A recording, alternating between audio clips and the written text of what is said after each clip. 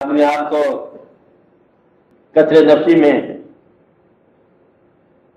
کہ ایسے لفظ نہ دے دو جو لفظ نہ ہو. حقیقت میں آپ کا بندہ آسی خطا کار ہے تو خطا کار ہی، لیکن اس کا اظہار نہ کرو. خطا کار تو پھر خطا کار ہی ہوگا. ہم گناہ گار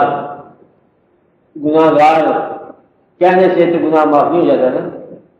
مطلب یہ ہے کہ آنے والے لوگ یا اولادوں کو اتنا بھی ان کے سامنے کثرت نفسی نہ کرو کہ آپ کی عزت نفس بھی نہ رہے. آپ اصل میں اس کا دھیان کرنا چاہیے، کیونکہ بعض اوقات وہ لفظ جو ہے جو آپ کہہ رہے ہو، آپ جو ادمن کہہ رہے ہو نا، وہ منظور ہو جاتا ہے اور وہ بیٹھ ہی جاتا ہے کام کہ یہ آپ کون ہو جی میں گناہ گار ہوں، کہتا ایسے گناہ گار ہی رہے. کوئی لفظ منظوری کرنے والا پاس سے گزرے نا کہ گناہ گار ہی رہے. پھر آپ کون ہو، کہتے عابد، نام آپ کا عابد، عابد چل عابد ہی ہو جائے، وہ عابد ہو گیا. اس لیے کچھ واقعات ایسے ہوتے ہیں کہ لفظ جو ہے وہ منظوری کا وقت ہوتا ہے، اس لیے ایسے الفاظ نہیں کہنے چاہیے. واقعات آپ میں لکھے ہوئے ہیں کہ یہ جو واقعہ ہوا یہ گن شکر کا کہلانے کا واقعہ ہے. اس میں ایک روایت یہ بھی بیان کرتے ہیں کہ ایک قافلہ لا رہے تھے اونٹوں پہ اور شکر لدی ہوئی تھی. بابا صاحب یہ بابا فری گن شکر رحمۃ اللہ علیہ یہ جنگل میں اپنے حال میں بستے جا رہے تھے.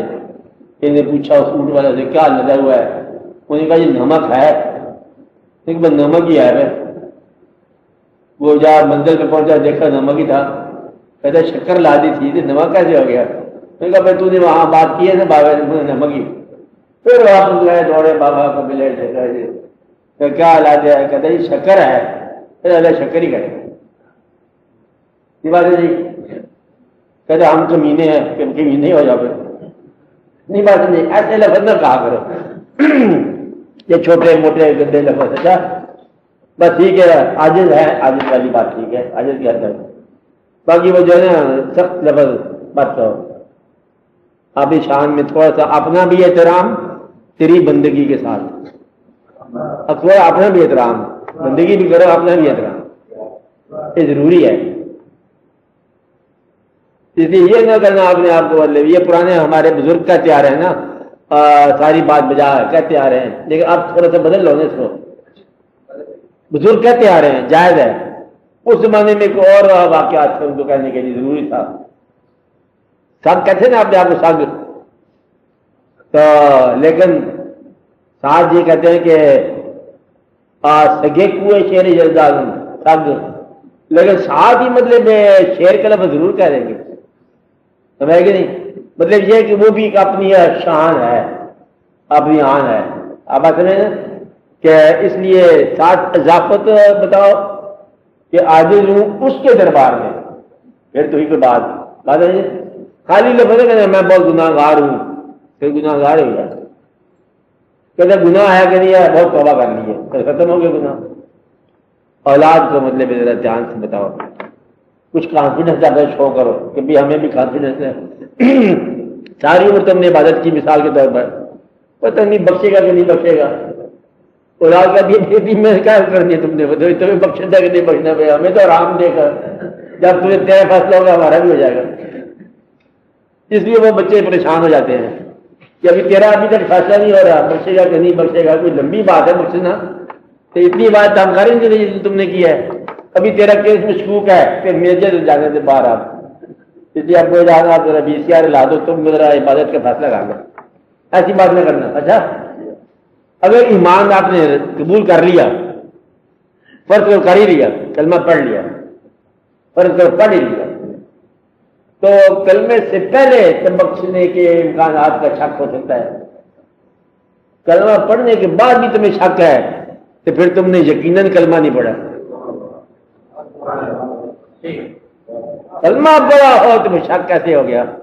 لہذا آپ نے شک کو مٹاؤ، یقین کے ساتھ کلمہ پڑھ لو، خالی پڑھ لو کلمہ کہ ہم مانتے ہیں اللہ ایک ہے اور اللہ کے رسول مقبول آخری رسول ہے، اور میں مانتا ہوں کہ اسلام پکا دین ہے. کچھ عمل ہم سے کام ہو گئے یہ الگ بات ہے، لیکن دین سچا اسلام ہی ہے. جب کوئی چیز آپ کو معلوم ہو کہ یہ کسی اور معاشرے میں یوں ہوتا ہے، مسلمان شراب پی جاتی، کسی اور معاشرے میں تو ساری دنیا پیتی ہے، آپ کے دین میں منع ہے، فرض کرو منع ہے تو پھر منع ہے۔ مطلب یہ ہے کہ اپنے اعتقاد کو پختہ اس دین کے اندر جو جو باتیں واضح طور پر ہیں یہ پورے کے پورے اوپے کر مان لو، کمی بیشی اگر ہوتی ہے تو وہ الگ بات ہے، لیکن دین یہی ہے۔ تو اپنے آپ کو اللہ تعالیٰ نے فرمایا کہ اے ایمان والو ایمان لاؤ، یعنی کہ دوبارہ کہا ایمان والو ایمان لاؤ، کہ تم ایمان والے تو کہلاتے ہو، ذرا اور ایمان لاؤ پکا، اور کا مطلب یہ ہے کہ منافقت نکل جائے۔ تمہیں اگر یقین نہیں آ رہا دوزخ کی جنت میرا خیال ہے ایسی ڈرانے کے لیے کہا ہے، ہم تو ہوتے کتابوں میں لکھا ہوا کہ یہ ڈرانے کے لیے کہا ہے، یہ امید دلانے کے لیے کہا ہے۔ دیکھو نا جی وہ جو قطب شمالی اور جنوبی کے علاقے ہیں ان کو دوزخ سے کیا ڈر، برف میں پڑے ہوئے بیچارے، تھوڑی سی آگ ہوگی تپش سے دیکھیں گے، بڑا خوشی کی بات ہے ان کے لیے، تو نہ یہ اللہ بہتر جانتا ہے۔ جو اس نے کہا آپ کا ایمان ہے دوزخ دوزخ ہے، جنت جنت ہے، فرمانے والا اللہ ہے، سنا ہم نے رسول وقول صلی اللہ علیہ وسلم کی زبان سے ہے، ہمارے بزرگوں نے اس بات کی تائید کی ہے، لہذا حق ہے، برحق ہے، اب ایمان کبھی کر لو۔ اور اگر شک و شبہات ہیں تو پھر آپ کی نجات کے لیے شک و شبہات ہیں، تو لہذا اس بات کو نکال دیا جائے کہ اپنی عاجزی اور کثرت نفسی اتنی نہ کرو کہ اپنے آپ کو الزام ہی سے شروع کر دو کہ یہ پتہ کو نہیں کیا بنے گا ہمارا، کہ سمجھ نہیں آتی، مطلب مشکل لگتا تو ہی نجات کرا۔ تو اس لیے اللہ تعالیٰ کے دیکھو دین جب کوئی نیا آتا ہے نا، ویسے بھی آپ سوچو کہ نئی چیز جب کوئی مارکیٹ میں آئے، عام اصول کی بات ہے کہ بھائی یہ چیز تمہاری زندگی میں انقلاب لائے گی، یہی کہتے ہیں نا، تبھی مارکیٹ میں چیز ہوگی نا، انقلاب لائے گی، تمہاری یہ زندگی بھی بہتر ہو جائے گی، آخرت بھی بہتر ہو جائے گی، تمہارے حالات بھی بہتر ہو جائیں گے، یہی کہو گے کہ یہ تو کوئی دین نہیں چلا سکتا کہ یہ دین تم قبول کرو تمہیں ہم سوٹیاں ماریں گے، وہ کہہ سکتا ہے یہ دین قبول کرو تمہیں دوزخ میں لے جائیں گے ہم، یہ کبھی ہو سکتا ہے؟ دین کا کیسے مارکیٹ ہوتی ہوگی شروع میں کہ دیکھو معاشرہ اچھا بن رہا ہے، اس میں تم باعزت مقام ملے گا اور تمہاری اسٹیٹ بھی بنے گی، امپائر بھی بنے گی، سلطنت بنے گی، فتوحات بنے گی، مال غنیمت آئے گا، آخرت اچھی ہو جائے گی، ایک اعلیٰ قسم کا تم معاشرہ بن جاؤ گے، تم معظم انسان کہلاؤ گے، تبھی جا کے لوگ خوش ہوں گے۔ اچھا وہ تو ہو گیا زمانہ اس کے آغاز کا، اور اب جب انحطاط آتا ہے نا مذہب کا، پتہ کیا ہوتے ہیں کہ مسلمان سارے بیٹھے نا تیار ہو جاؤ اللہ میں برباد کرے گا تم۔ وہ شروع میں کیا تھا کہ تمہیں آبادی کا پیغام ہے، اور اب کیا ہے؟ مجھے تو لگتا ہے تم سارے کے ساتھ دوزخ جانے والے ہو۔ جو مسجد سے کہہ رہا ہے کیا مسجد میں عید کو کیا نماز پڑھنے، کہتے آپ عید کیا پڑھنے آ گئے ہو، میں روزے میں تو تم آئے نہیں ہو، ہاں یہ بھی تمہاری نا قبول ہو جائے گی۔ مطلب یہ ہے کہ انسانوں کو اس طرح یقین سے معروم کرنا کہ انہیں آخرت پر یقین نہ رہے۔ تو اسلام کا جو عروج تھا امید کے زمانے، امید دلائی گئی تھی، اب جب کبھی زوال آتا ہے نا، زوال کبھی نہیں آ رہا اسلام کو، مسلمانوں کو تھوڑا سا زوال کا زمانہ، یہ امید سے معرومی کا زمانہ۔ ڈرانے والا کون ہے؟ کافر نہیں ہے، مسلمان ہے۔ مسلمانوں میں وہ منافق انسان ہے جو مسلمانوں کو دوزخ دکھا رہا ہے۔ مسلمانوں کو دوزخ کس بات کو دکھا رہے ہو؟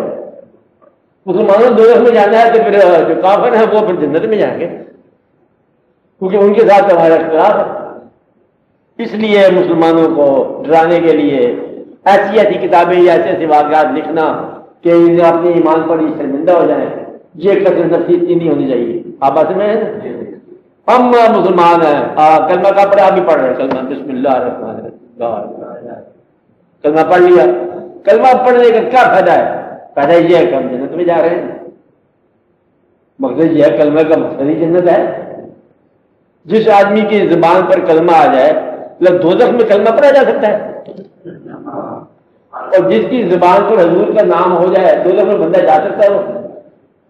اس لیے ایسی مطلب جنت میں کوئی سیٹیاں لاٹ کرنی ہے، کوئی 3 مرلے کے پلاٹ ہے وہاں پر، جنت وسیع علاقہ ہے جو مرضی کرتے جاؤ۔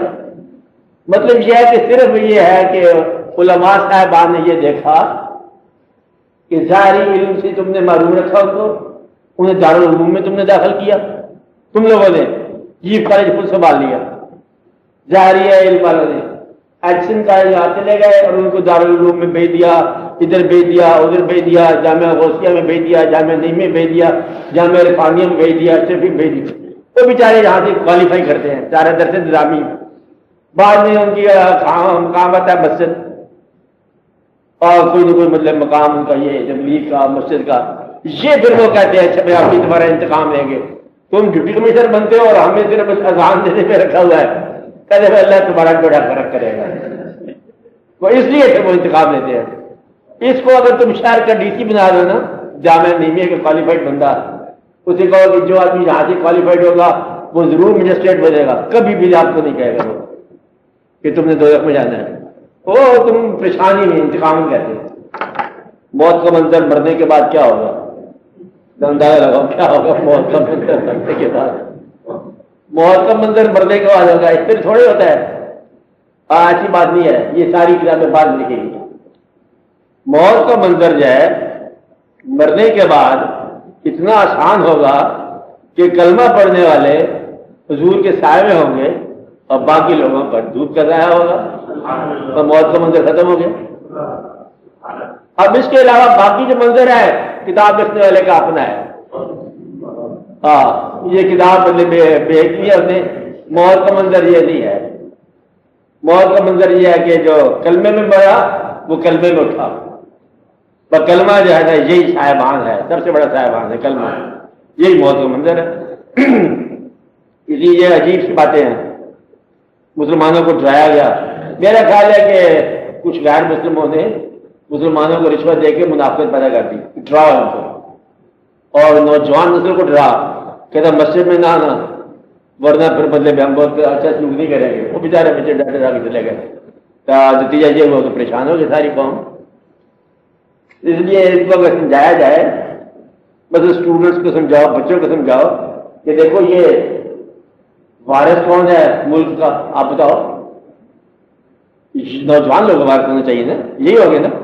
اب جو پرانے قابض ہیں وہ چھوڑتے نہیں ہیں، لہذا وارثوں کو مارو، ان کو گمراہ کرو کہ ایسا لوگ آپ حق مانگ لیں، وراثت مانگ لیں، اس لیے مطلب ان لوگوں کو اور راستے پہ چلایا، نوجوانوں کو ڈرا دو، دھمکا دو، یہ کر دو تاکہ یہ اپنا حق نہ مانگے، کوئی ملازمت کے چکر میں پھنسا دیا، تعلیم ملازمت کے چکر، اندازہ لگاؤ، تعلیم تو دی چیز ہے نہیں، حکومت کا نام تھا، یعنی کہ وہ بدقسمت ہے قوم جو اب بچوں کو اس لیے پڑھایا کہ انہیں رزق ملے گا، رزق تو حق ہے، پیدائشی حق ہے، تو اب سارے کا سارا سسٹم ہی غلط ہو گیا، اس لیے لوگوں کو پیچھے رکھ دیا، اور وہ ہر طرح کا فساد ہے، بس سیاسی جماعت حکومت میں آئے تو حکومت بناتی ہے نا، اپنے اثر رکھتی ہے سیاسی جماعت میں سے، اور حکومت کے لوگ سیاست نہیں کر سکتے،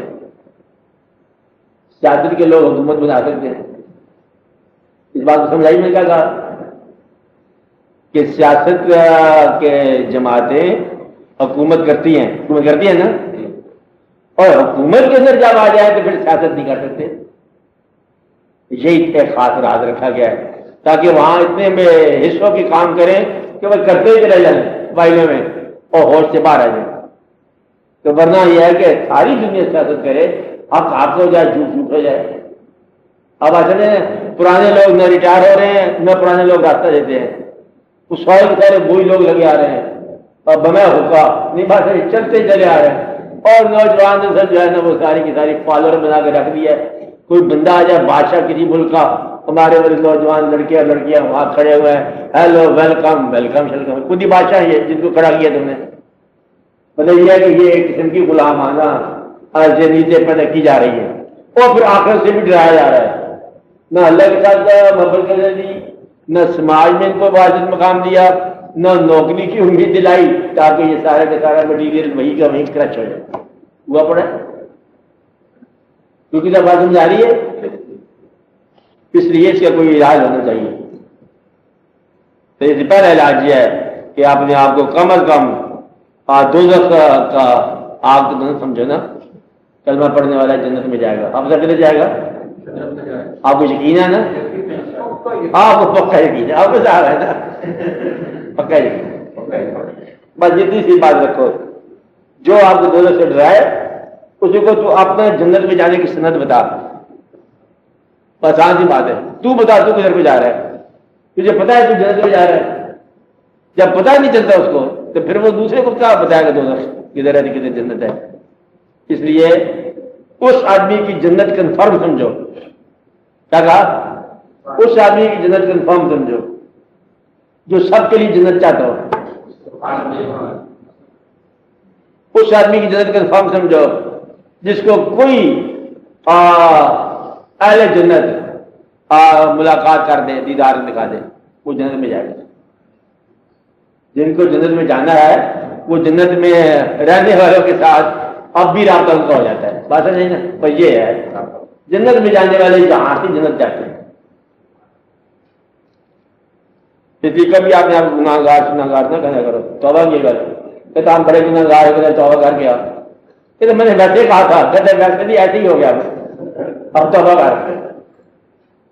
ہم بڑے روسیا ہیں، کہتے کوئی پھر علاج کرا روسیا ہیں، تو یہ نہ آپ نے بدبخت کہا کرو، تو بڑی بدبختی آئی پڑی ہے، ایسی لفظ نہ کہا کرو، بڑے حالات خراب ہیں یہ بھی نہ کہا کرو، بہتر ہو جائے گا۔ کیا ہو جائے گا؟ بہتر ہو جائے گا۔